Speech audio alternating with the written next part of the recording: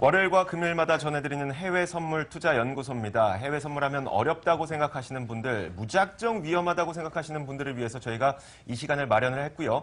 자, 오늘 저희는 또 해외 선물이 무엇인지, 그리고 어떻게 접근하면은 가장 쉽게 마음의 장벽을 없애고 접근할 수 있는지 모든 것들을 저희가 또 다뤄드릴 겁니다. 자, MTN 증권부 김혜람 기자 저와 함께 진행을 맡을 거고요. 동부증권 김주호 차장, 그리고 크래프트 테크놀로지스 조민 투자 담당 이사 나오셨습니다. 어서 오세요. 어서 오세요. 안녕하세요.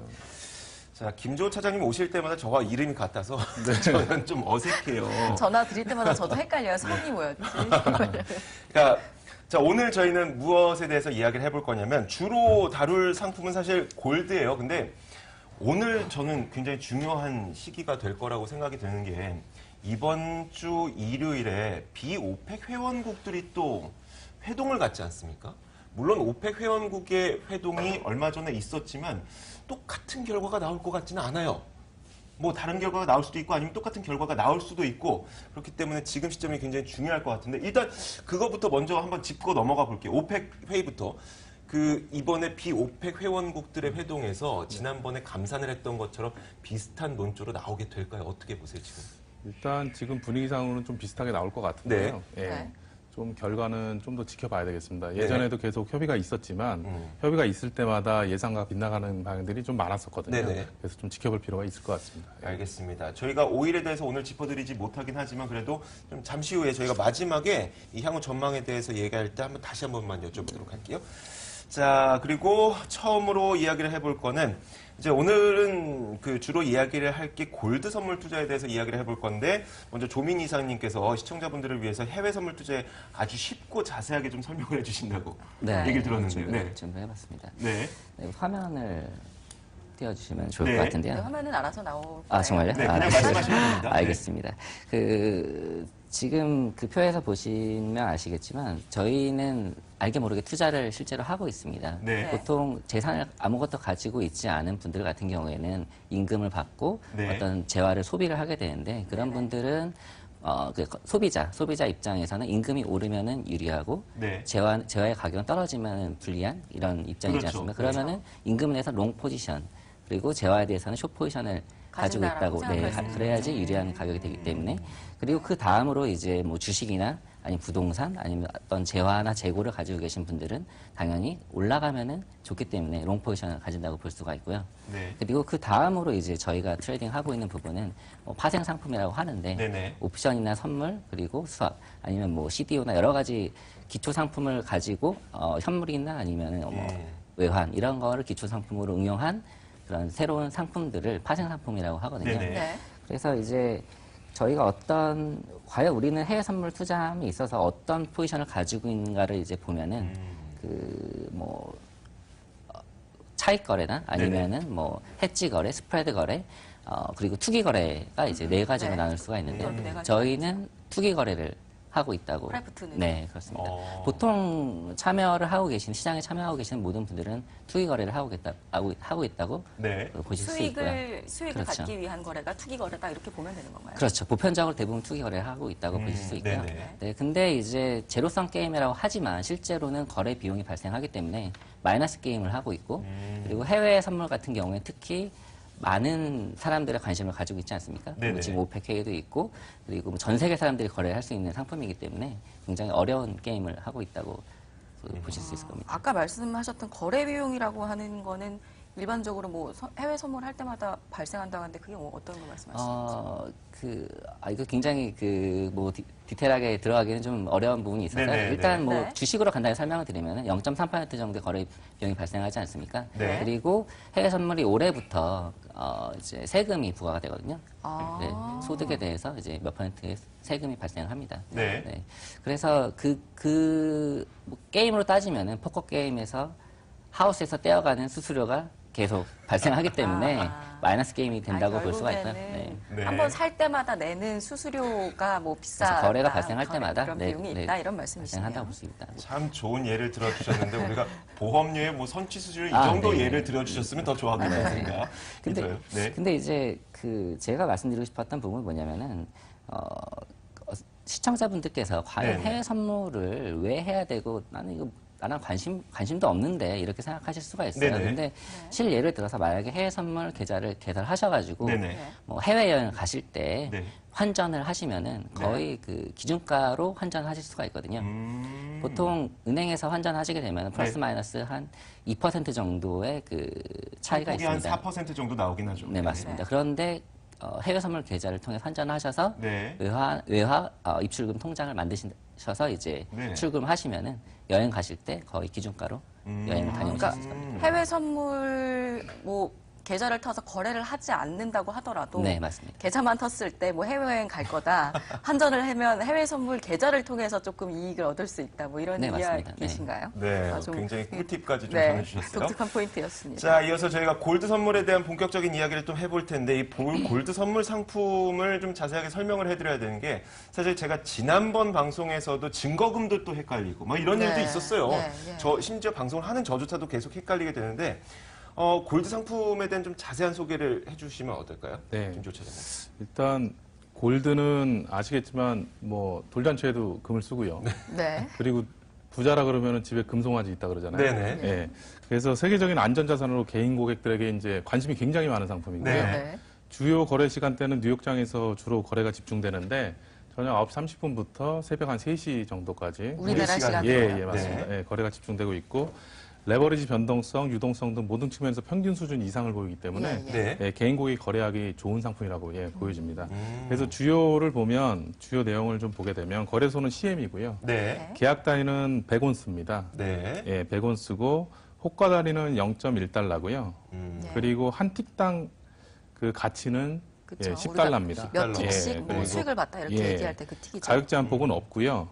그리고 증거금은 6,600달러거든요. 네. 예, 그래서 100온스의 실물을 거래하는데 증거금 6,600달러로 예, 매수를 하는 거거든요. 네. 700만 그러면 레버리지가 한 18배에서 22배 정도. 예. 예, 지금 가치로 좀 따져보니까 한 19배 정도 되더라고요. 네. 예, 그 정도 되고. 예, 그렇습니다. 그 증거금이 700만 원이라고 하셨고 호가 단위가 틱당 우리나라 돈으로 한 11,700원 정도. 10달러니까. 예, 맞습니다. 우리나라 예, 돈으로 예. 11,700원 정도가 되는 거고. 그러니까 뭐 700만 원을 넣어놓고 네. 한 틱이 오르면 11,700원의 예, 수익, 뭐 한 맞습니다. 틱이 내려가면 예, 이런 식으로 우리가 계산을 하면 되는 네. 거고요. 수익률을. 자, 그러면은 실제로 이 손익을 좀 계산을 해 봐주세요. 몇 계약을 갖고 있을 때 이만큼의 틱이 오르거나 떨어지면 네, 네. 내가 손익이 어떻게 되는지. 예. 네. 그 만약 10계약 기준으로 1580.2에 매수를 했다고 가정을 하면 네. 예, 매도를 10계약을 매도를 했습니다. 네. 1650.7에 매도를 하게 되면 예. 예, 1650.7에서 1580.2를 빼줍니다. 네. 그 틱당 가치니까 0.1을 나눠주고요. 네. 예. 그다음에 10불을 곱해주고 10계약을 곱해주면 예, 7,500달러 정도 이익이 났습니다. 예. 이렇게 7,500달러면 저희가 한 8천만 원 정도로 예, 생각을 할 맞습니다. 수가 있어요. 예, 8천만 원 정도인데 일단 그 오해하시면 안 되는 게 매수를 지금 10계약을 말씀하셨어요. 그렇기 네. 때문에 한 증거금도, 계약이라면, 예. 증거금 한 계약당 700만 원이었기 예, 때문에 맞습니다. 증거금도 예. 한 7천만 7천만 원 원 정도가 네, 필요했던 들어갔을 거고 때. 네. 하지만 8천만 원 정도가 났으니까 1,000만 원의 수익을 예. 100%의 수익이 예. 낮다고 그렇죠, 보는 그렇죠. 거죠. 예, 100%의 네, 수익이 네, 낮다고 100% 보는 수익이 거죠. 낮다고 보는 거죠. 자, 알겠습니다.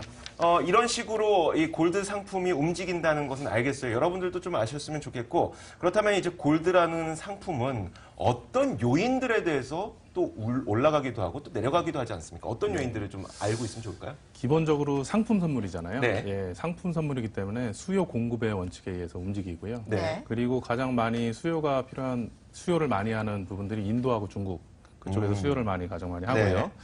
그리고 안전자산 수요가 있기 때문에 미국 재정 정책 크게 영향을 받고요.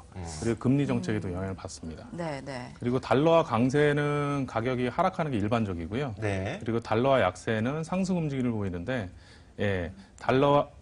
달러화는 그 금 움직임을 결정하는 큰 요인이라고 할 수 있겠습니다. 예. 네. 그 이유를 또 설명을 해주셔야죠. 그러니까 달러화가 강세가 되면 네. 그 안전자산인 금보다는 네.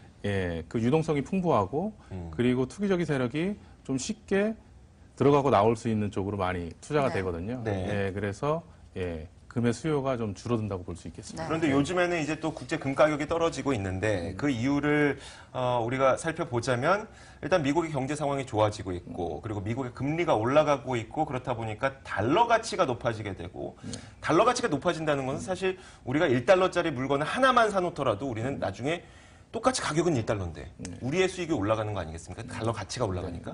이런 식으로 하다 보니까 금을 사는 것보다는 달러 사는 게 자산에 투자를 하는 것이 훨씬 더 좋다는 인식 때문에 금값은 지금 현재는 떨어지고 있는 상황이고요.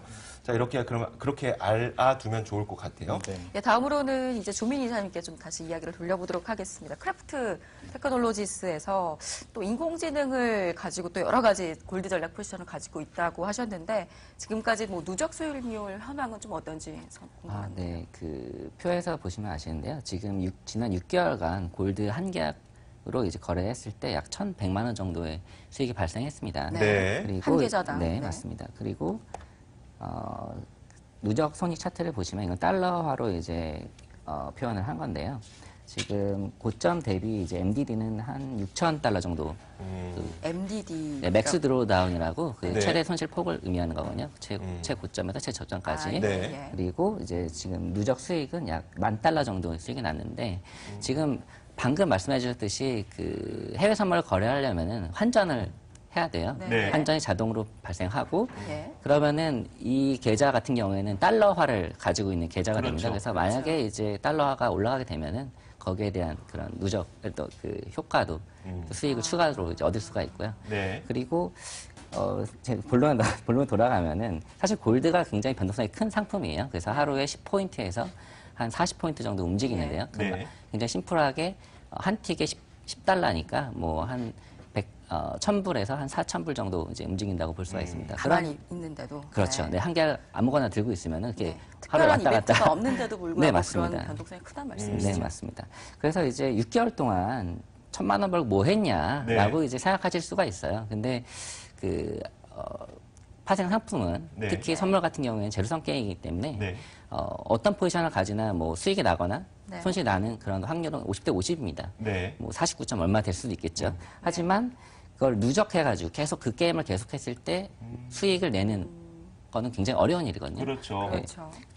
저희 크래프트 테크놀로지스가 최고도 아니고 네. 더 잘하시는 분들 많이 계시지만 이제 보통 이제 소비자분들이나 해외 선물 지금 시작하시는 분들 같은 경우에는 네. 그런 부분을 아시고 너무 쉽게 접근하지 마시고 네. 조심하셨으면 좋겠다는 생각을 하고 있습니다. 여기서 짚어볼 만한 것은 어떤 이벤트가 있어서 1,000만 원 한 번에 벌었다 이런 게 아니라 한 계좌를 가지고 6개월 동안 계속해서 들고 있었는데 네. 굉장히 많은 일중 변동성을 계속해서 인공지능이 대응을 해가면서 6개월 동안의 누적 수익률이 그만큼 났다는 게 의미가 있다 이렇게 좀 정리를 들고 할까요? 있었다는 표현은 이제 잘못되었고요. 거래 매수 매도를 계속 하고 있는 거죠. 네.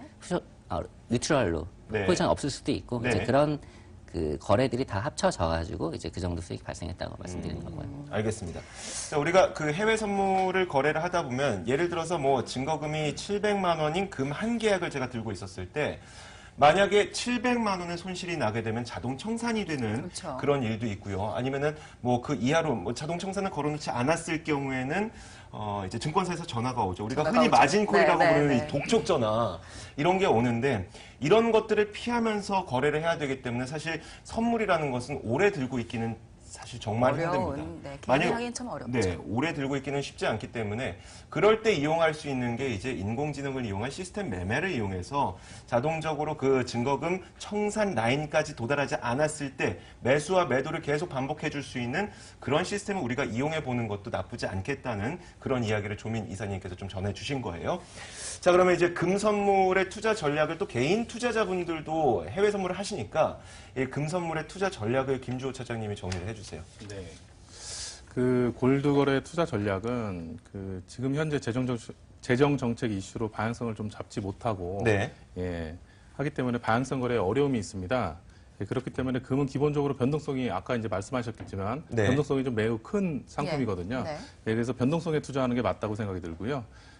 보통은 한 20에서 30틱 정도 횡보 구간에서 예. 움직일 때 움직이고요. 네. 예. 그리고 크게 움직일 때는 한 100틱 정도도 움직입니다. 네네. 예, 그래서 그런 것들을 참조하시면 될 것 같아요. 이 차트를 보시면 네. 이게 이렇게 표시한 부분들이 예, 노란색으로 있습니다. 표시가 노란색으로 표시한 부분들이 변동성이 좀 커진 부분이거든요. 네.